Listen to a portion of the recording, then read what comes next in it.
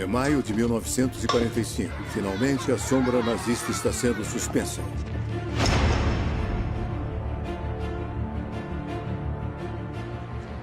A guerra devastou o continente. Agora todos querem voltar para suas vidas.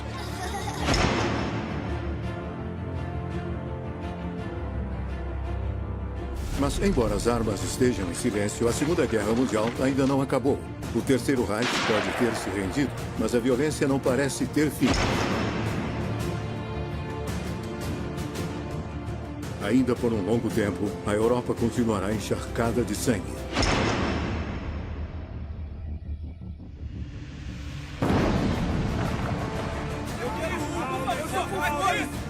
Mal baixaram as armas, outra guerra se aproxima.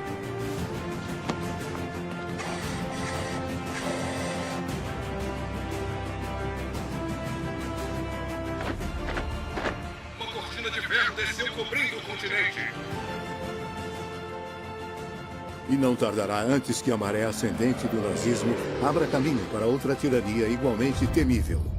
Depois de Hitler, parte 2.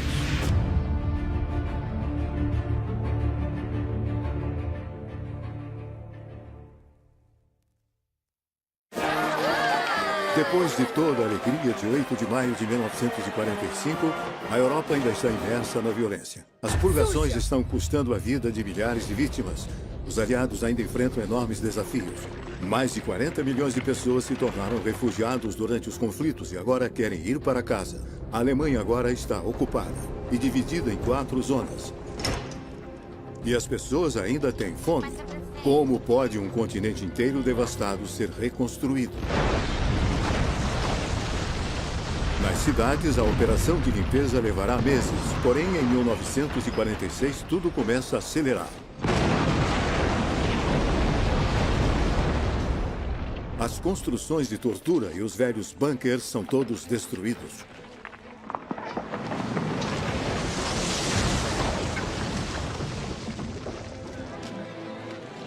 Às vezes, com uma ajudinha do zoológico.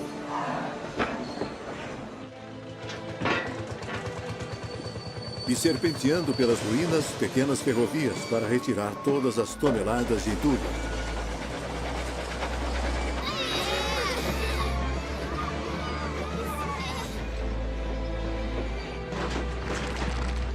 É um país das maravilhas surreal, uma terra de infância recuperada.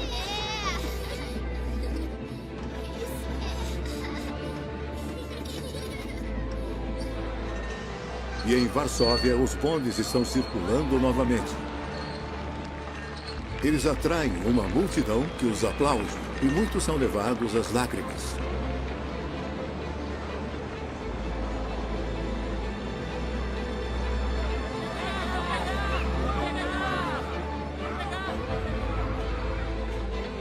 Um jornalista polonês disse de seu país: "Para onde se olha, pode-se ver que o trabalho começou. Uma tarefa gigantesca já foi realizada.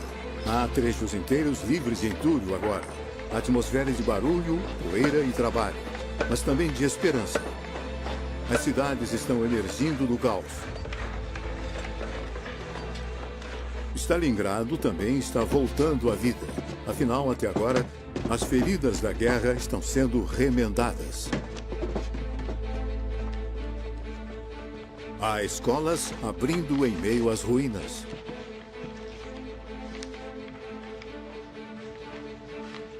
Em Berlim, as mulheres é que estão voltando para a escola. Já que a mão de obra é escassa, elas estão aprendendo a arte da alvenaria.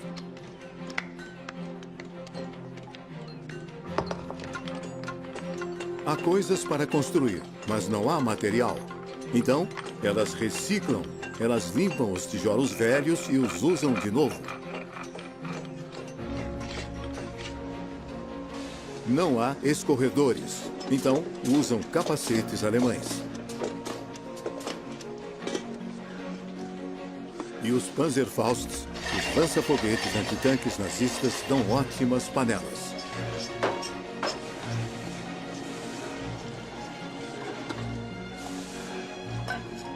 conseguem mais milhagem desses pneus velhos na forma de solas novas para os sapatos.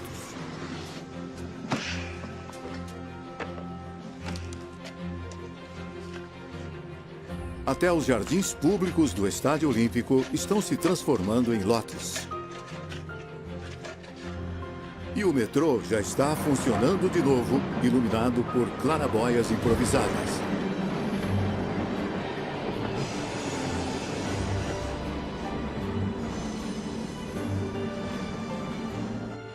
À medida que os meses passam, as pessoas se acostumam com o mundo pós-guerra.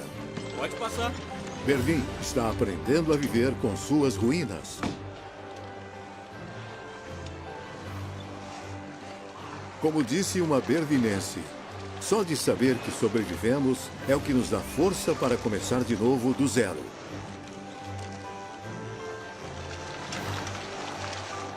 Largada. Levará mais de 20 anos para reconstruir tudo. Mas mesmo nos jornais, pode-se sentir o otimismo. É primavera em Berlim. As paredes podem ter sumido, mas dentro de casa a vida continua com grande calma e adaptabilidade. Estão até regando as jardineiras nas janelas. As crianças parecem bem, já que as ruínas são um grande playground. Aqui em Schönenberg, a destruição não consegue perturbar uma soneca idílica relaxando ao sol. Passeios românticos no parque também estão de volta para deleite dos casais. Só que todo esse otimismo esconde muitos problemas. Ainda há centenas de milhares de órfãos perdidos. Em Berlim, Roma, Nápoles e Milão, são pelo menos 20 mil crianças sem lar. E quase 1 milhão na Polônia. Na zona soviética da Alemanha, campanhas nos noticiários são lançadas para tentar encontrar suas famílias. Karl-Heinz Dias de Berlim. Hausstrahl de Hasselburg, na Prússia Oriental. Essa criança não tem nome. Foi achada em 24 de janeiro de 1945 na estação de trem Pankow-Schönhaus. Uma menininha de 18 meses encontrada há mais de um ano em um campo aberto de Waldlitz. Cristiana Korber de Denze. Minha mamãe se envenenou e o meu papai estava morando num navio de guerra. Estamos procurando os nossos pais. Quer nos ajudar a achá-los? Quem tiver informações, entre em contato.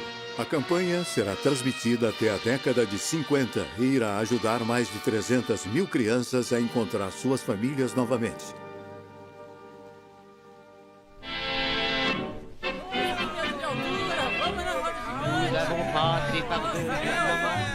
Nous avons encore des embêtements.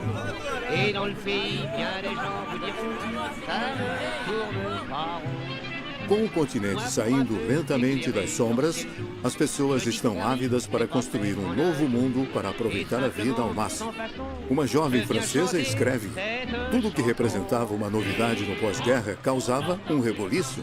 Bananas, bilhetes de loteria, fogos de artifício, as pessoas corriam para a feira, para o circo. Tudo era desculpa para sair e se encontrar.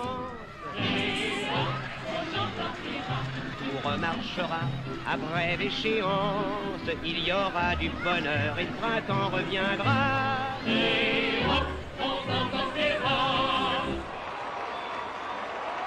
É uma época de reformas. A Itália abole a sua monarquia, que logo será substituída por uma república.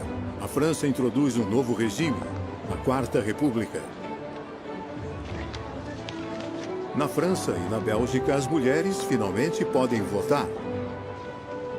E tanto na França quanto na Grã-Bretanha, os bancos, o transporte público e os fornecedores de energia são todos nacionalizados. O objetivo é transformar a economia, ter certeza de que está funcionando para o interesse de todos, da nação e da prosperidade geral. Na França, o sistema de previdência social é colocado nos trilhos. Já na Grã-Bretanha, é fundado o Serviço de Saúde Nacional, com serviço de saúde para todos. Isso incluirá um raio-x se acharem necessário.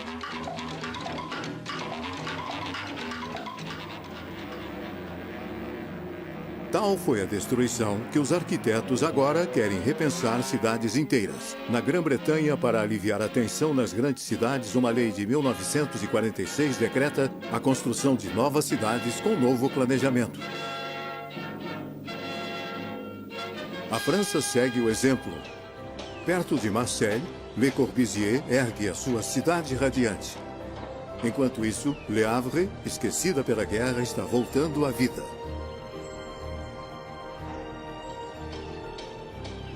As coisas não vão voltar ao normal ainda por um tempo, mas a reconstrução começou.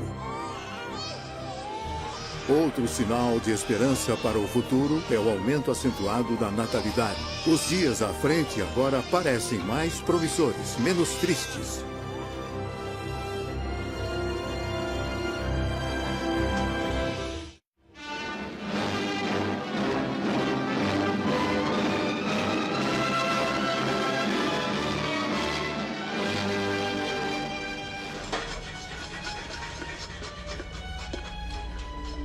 Também no Oriente, as pessoas sonham com uma vida nova. Mas lá, é Moscou que vai ditar as regras.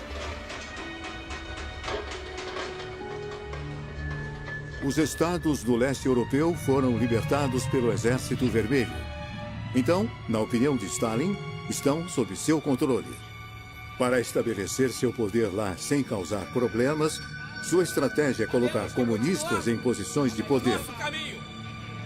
Na Polônia, na Tchecoslováquia, na Bulgária, na Hungria, os partidos comunistas estão pondo as peças no tabuleiro. Em silêncio, estão tomando todas as posições-chave. Justiça, os militares, política interna, em um maquinário do Estado cada vez mais repressivo. Em público, pelo menos, o único que parece alarmado com tudo isso é o ex-primeiro-ministro britânico Winston Churchill. Em março de 1946, convidado para falar em Fulton, Missouri, Churchill claramente condena a ameaça soviética que rapidamente passa dos limites. De Stettin, no Báltico, até Trieste, no Mar Adriático, uma cortina de ferro desceu cobrindo o continente. Só que ninguém está ouvindo. Os governos da Europa Oriental estão cegos para o perigo vermelho. Ainda são assombrados pela barbárie dos nazistas. Aos seus olhos, a Alemanha ainda é o verdadeiro inimigo. Na Hungria, Iugoslávia, Tchecoslováquia, Romênia e Polônia, os anos pós-guerra são o momento de um vasto acerto de contas antigas. E os alvos de tudo isso são as populações de alemães imigrantes. Podem ter acabado de chegar lá ou ter estado lá por décadas, mas de agora em diante são persona non grata.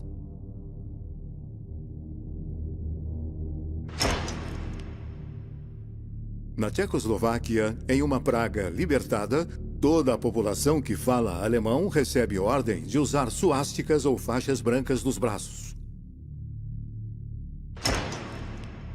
Estão proibidos de ir ao teatro, comer em restaurantes ou mesmo caminhar no parque. Estão sob toque de recolher também. E as autoridades tchecas vão ainda mais longe. Desprovidos de sua nacionalidade, muitos alemães agora são deportados. Há tantos refugiados que famílias inteiras são reunidas em acampamentos.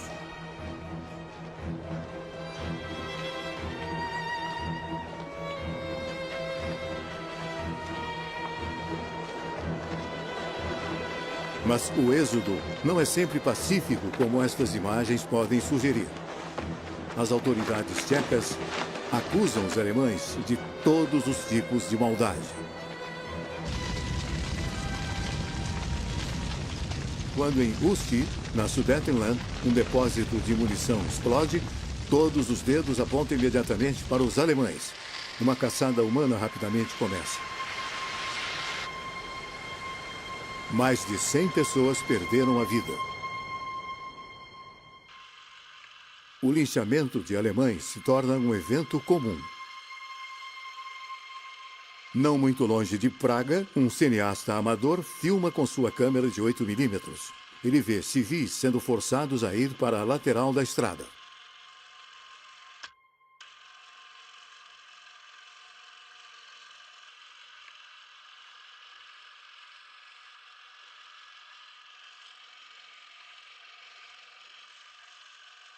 Milhares de alemães são executados assim.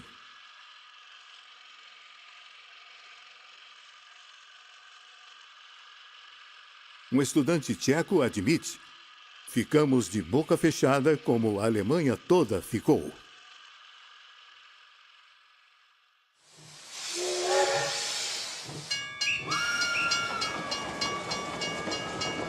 Mais de 2 milhões de tchecos de origem alemã foram expulsos para o deleite da imprensa. Adeus e já vão tarde.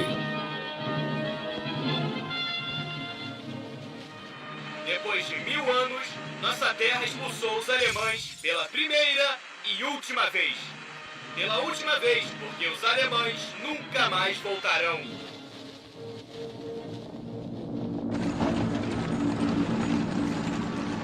Os poloneses também estão se vingando dos seus antigos opressores.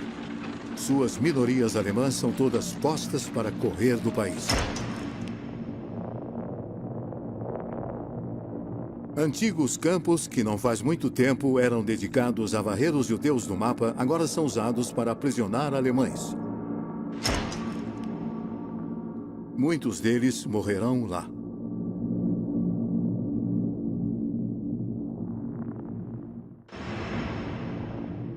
Essa expulsão dos alemães também é obra dos soviéticos. São muito gananciosos na vitória e se servem de um pedaço da Polônia. Para remediar isso, a Polônia pega parte da Alemanha e expande uns bons 200 quilômetros para o oeste. O mapa da Europa está sendo redesenhado.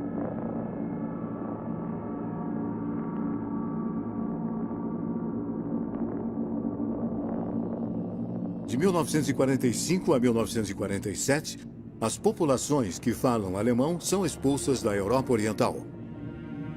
É uma das maiores inundações de refugiados da história da Europa. Pelo menos 12 milhões deles todos convergem para a Alemanha.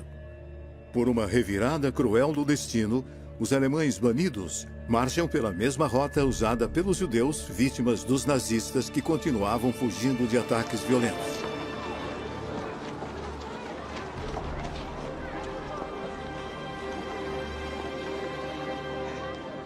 Como um coronel britânico diz, tendemos a considerar a Alemanha ocupada como uma lixeira para papel, com uma capacidade ilimitada para o lixo indesejado do mundo.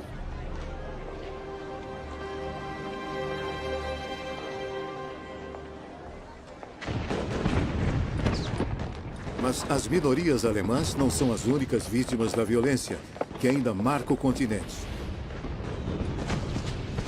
A purificação étnica, o acerto de contas antigas, estão por toda parte. Como se a guerra tivesse feito desaparecer todos os códigos morais. Na Polônia, as milícias do nacionalismo estão dizimando as minorias ucranianas.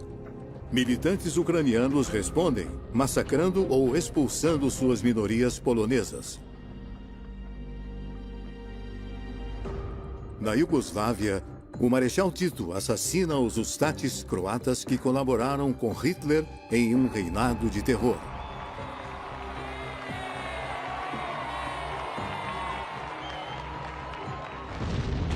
Na Grécia, uma guerra civil coloca os comunistas contra os monarquistas, um fratricídio que resulta em mais de 50 mil mortes. A Europa pós-guerra como um todo parece incapaz de dar um único passo em união para um futuro melhor, e a Europa Oriental ainda está banhada em sangue.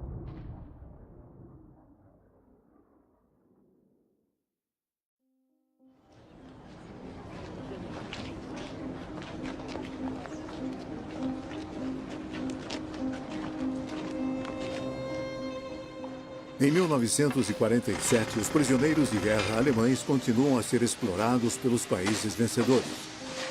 E embora no Ocidente alguns finalmente serão aceitos pelos moradores, No Oriente, eles ainda estão sendo detidos em condições pavorosas. Os russos, ao que parece, nunca esquecem.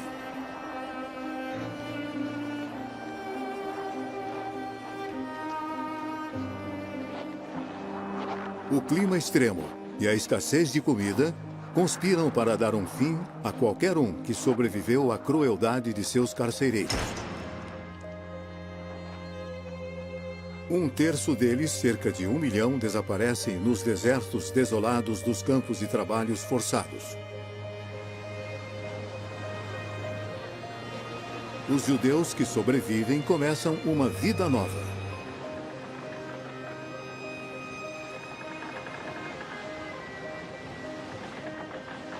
Muitos deles se juntam para a viagem para a Palestina, atualmente sob controle britânico. Quando partem, é em barcos clandestinos. Em 1947, uma banheira velha, rebatizada de O Êxodo, transportava mais de 4.500 refugiados. Mas a Marinha Real se recusa a deixar os judeus entrarem em sua terra prometida. Em vez disso, são transferidos para navios-prisão. O que é pior, os britânicos então os levam de volta para a Alemanha, onde se veem de volta aos campos de concentração. Há um protesto mundial. Uma vez que o escândalo perde força, a Assembleia Geral da ONU faz uma votação pela separação e para a criação de 2 estados, um judeu e outro árabe. Finalmente, os sobreviventes do Holocausto têm um destino. A Europa, entretanto, lava as mãos. O problema dos refugiados judeus é um caso encerrado.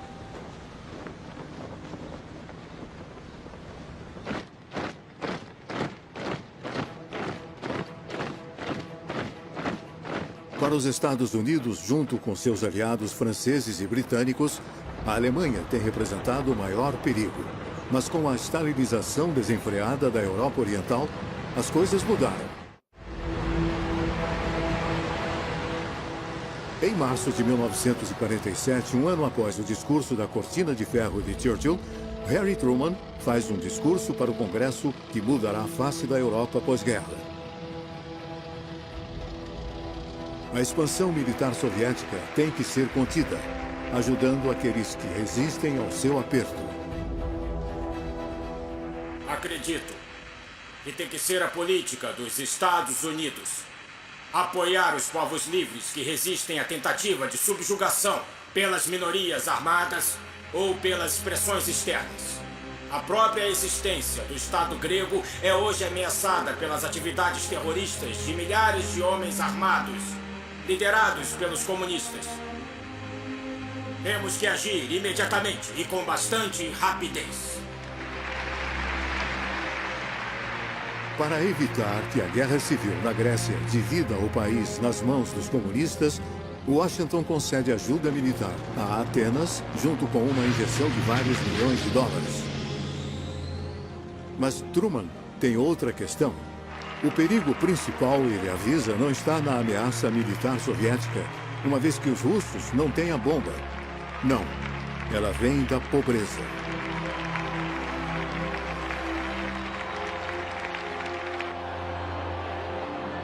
E em 1947, as pessoas estão exaustas.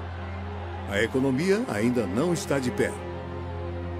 Na Itália, na França, milhões ainda estão precariamente abrigados e o pão ainda é racionado. Pão para os idosos, nossos 60%.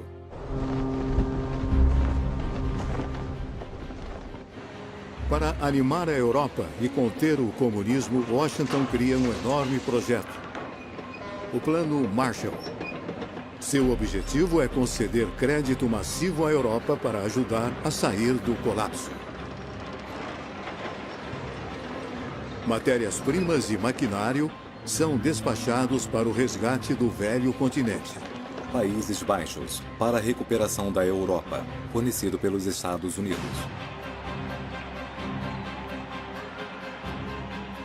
Stalin está bem ciente de que esse plano Marshall poderia enfraquecer seu controle sobre a Europa Oriental. Ele proíbe que os países nas suas garras aceitem a oferta de Washington.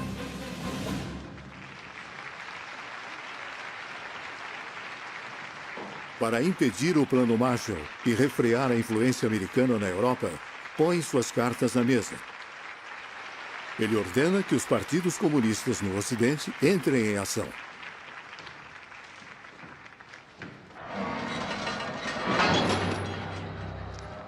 As massas estão esgotadas e não precisam de muito convencimento para baixar as ferramentas. E com as palavras de Stalin em seus ouvidos, eles agora aceleram o passo. Tanto na França quanto na Itália, os comunistas ficam atrás das greves que rapidamente se proliferam. Parece o início de uma guerra civil. O governo francês teme um golpe, e não sem motivo. Todo o caos e ruptura estão começando a se inflamar. Perto de Arras, o trem postal Paris-Tourcoing foi descarrilhado por criminosos desconhecidos e desparafusaram 25 metros de trilhos, 24 mortos, mais de 40 feridos. Um preço alto para um ataque atroz que deveria fazer todos os franceses decentes recuar com o horror.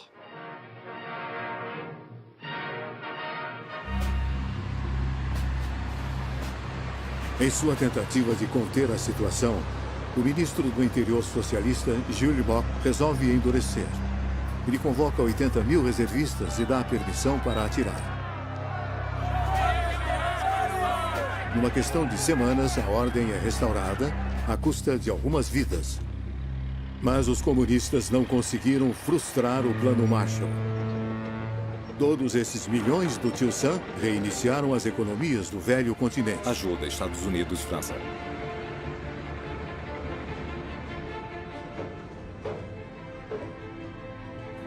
Os fazendeiros veem suas colheitas voltarem aos níveis do pré-guerra e logo até mesmo os superando.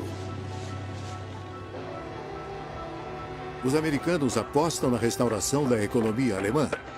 Uma Alemanha forte será menos custosa de se manter. Será uma defesa contra o comunismo. A prosperidade voltou. O Plano Marshall é um presente dos céus e salva o continente do desastre. Ao mesmo tempo, o deixa aberto para os negócios americanos.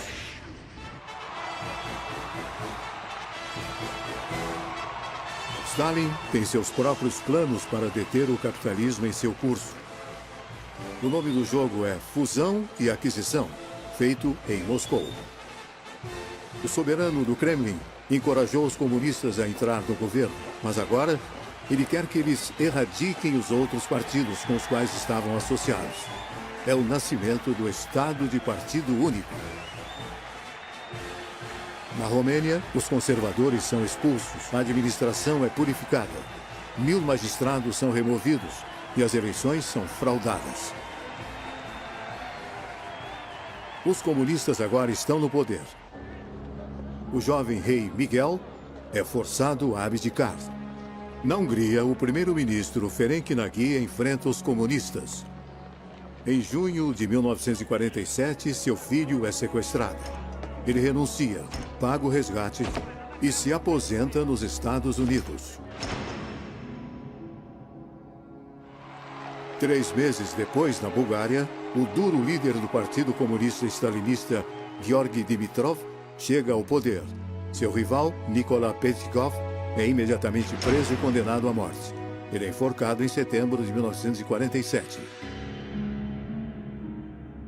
Enquanto isso, na Polônia, Stanisław Nikolaitis, líder do Partido do Povo polonês, se pronuncia contra o Partido Comunista. Em outubro, ele teme por sua vida.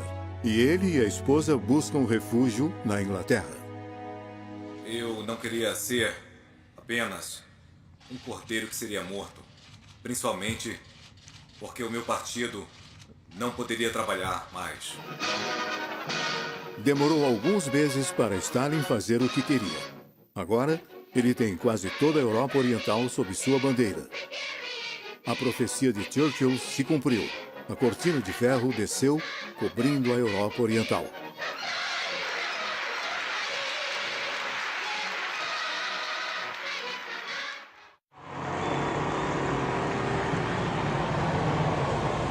Mas um país não cedeu, a Tchecoslováquia.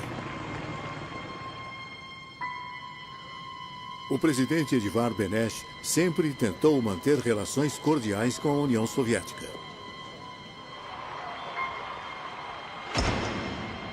Defrontada com a oposição de Stalin ao Plano Marshall, uma delegação tcheca vai para o Kremlin para tentar fazê-lo mudar de ideia. Mas em vão.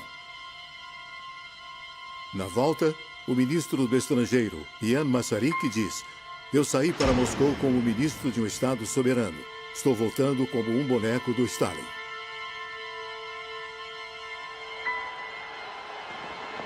Ministros democratas mostram a sua oposição à força opressora de Stalin ao renunciarem em fevereiro de 1948. Os comunistas não demoram a reagir. Eles agitam a população e dão armas às milícias dos trabalhadores. 200.000 pessoas vão às ruas. Uma greve geral é convocada.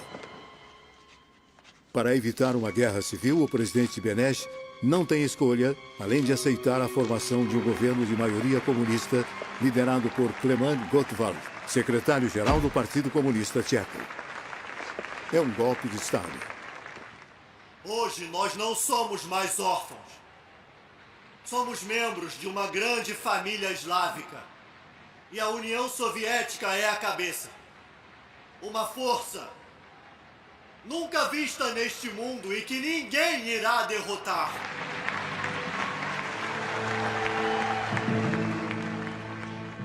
A repressão logo se segue. Em março de 1948, Ian Masaryk, um dos pouquíssimos democratas que ficaram no poder, é encontrado morto sob as janelas de seu ministério.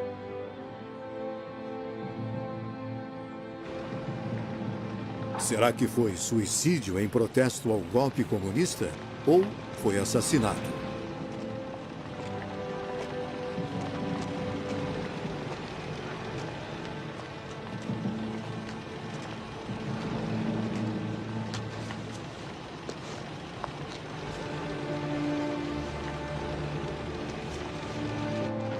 A própria democracia foi assassinada.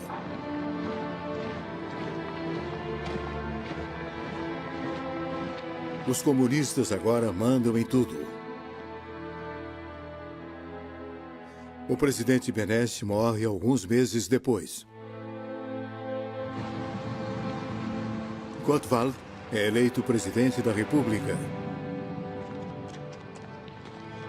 A Tchecoslováquia também desaparece atrás da cortina de ferro.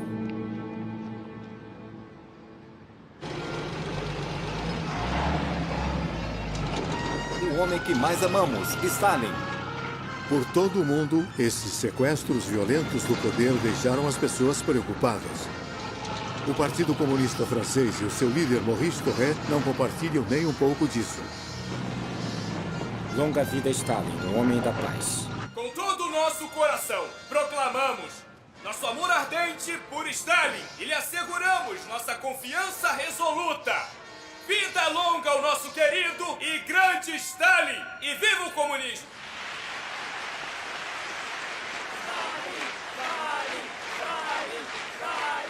O golpe de Praga, no entanto, não ficou sem consequências. Com os soviéticos tão gananciosos, uma coisa agora é clara. Não é mais possível co-administrar a Alemanha com a União Soviética. Combinando suas zonas de ocupação, o Ocidente considera a criação de uma Alemanha Ocidental independente, sob a proteção de Washington.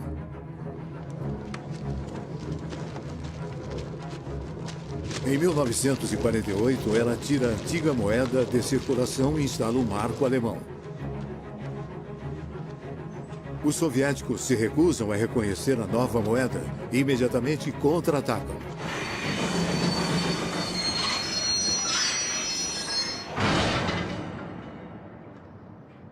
Em junho de 1948, começam a cortar todas as rotas de suprimentos para Berlim Ocidental.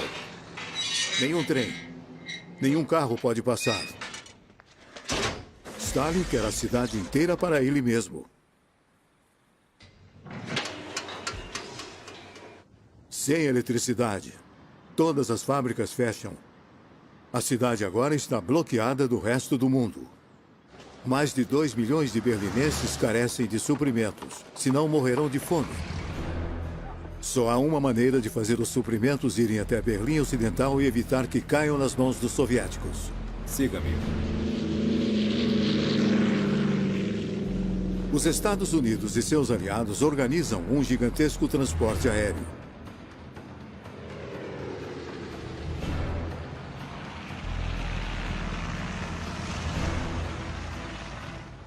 Centenas de aviões lançam alimentos, equipamentos e matéria-prima: trigo, carvão, gasolina, remédios. Milhares de toneladas por dia passam bem debaixo dos narizes dos soviéticos. Pela primeira vez, o Ocidente está abertamente confrontando o Oriente. Muitos observadores veem essa crise como o prelúdio para uma terceira guerra mundial. Os aviões deslizam tão baixo sobre os edifícios que acontecem acidentes terríveis.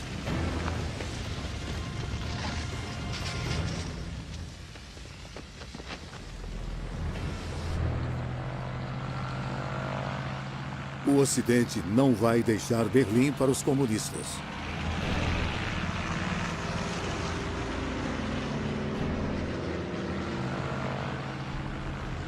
Esse ato de solidariedade é rapidamente aproveitado pela mídia americana.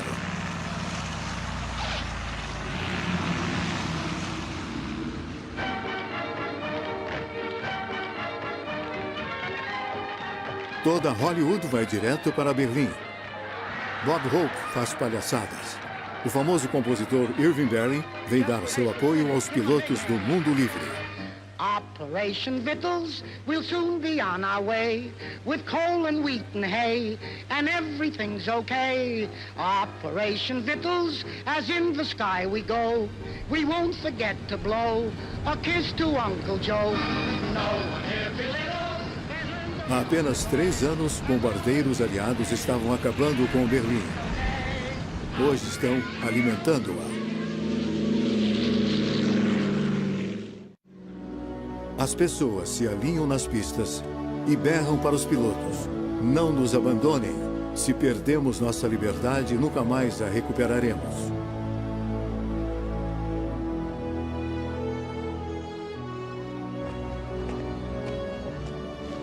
As tripulações lançam pequenos paraquedas cheios de barras de chocolate, ganhando assim o apelido de bombardeiros de doces. As crianças berlinenses ficam fora de si de felicidade. Também quero. Os pilotos americanos estão abastecendo a cidade não apenas com comida, mas também com esperança. O aeródromo Heyman teve uma semana mais cheia do que o de costume, com todos os novos esquadrões designados para o transporte aéreo. Eis alguns jovens pilotos corajosos planejando a missão de hoje. Você vai decolar com esse tempo? Claro, o povo de Berlim precisa de mim.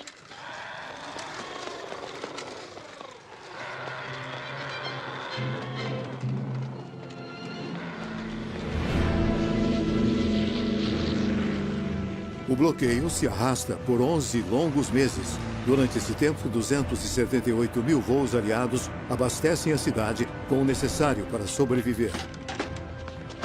Até fusquinhas fazem felizes aterrissagens.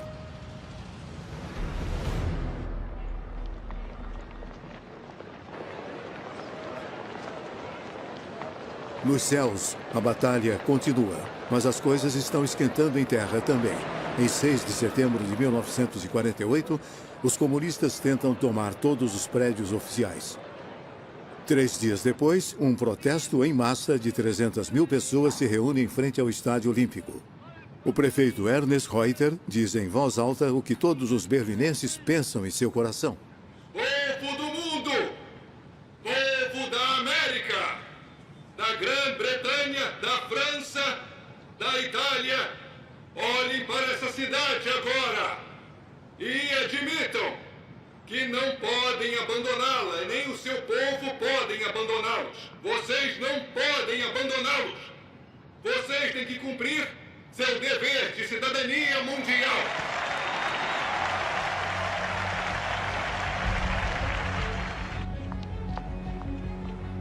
Os que protestam derrubam a bandeira vermelha que está ondulando no portão de Brandemburgo. Confrontos violentos irrompem com a polícia da Alemanha Oriental. Mas os berlinenses ocidentais permanecem firmes.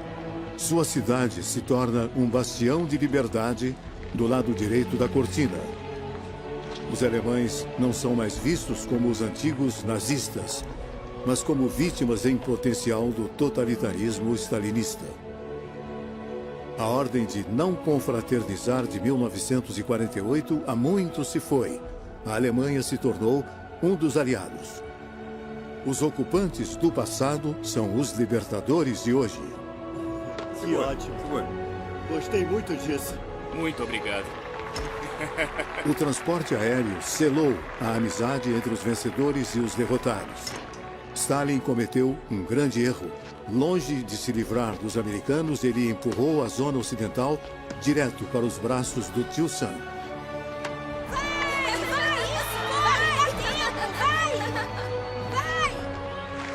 O bloqueio leva o Ocidente a entrar em uma aliança defensiva. Desta vez não contra a Alemanha, mas contra a União Soviética. Em 4 de abril de 1949, 12 países se tornam Estados-membros da OTAN. Uma parte da Europa Ocidental se coloca sob a proteção dos Estados Unidos.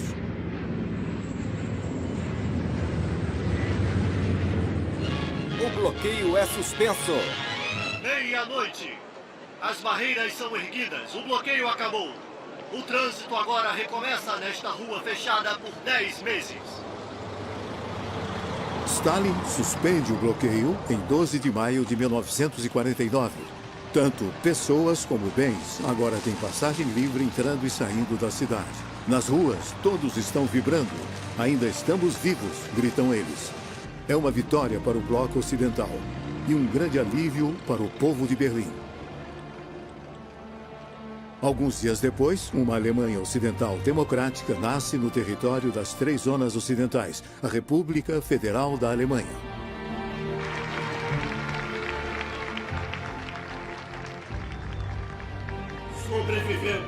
Sobrevivemos a tudo. Mas o ogro do Kremlin ainda não acabou.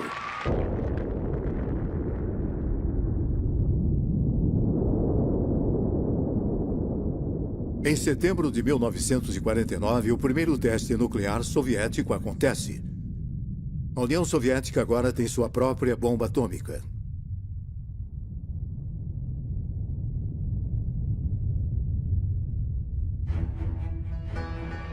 Um mês depois, em outubro, nasce a RDA, a República Democrática da Alemanha. Uma Alemanha comunista do lado soviético da cortina, com suas próprias instituições e sua própria polícia política, que revive lembranças desagradáveis. Os nazistas deram lugar ao perigo vermelho.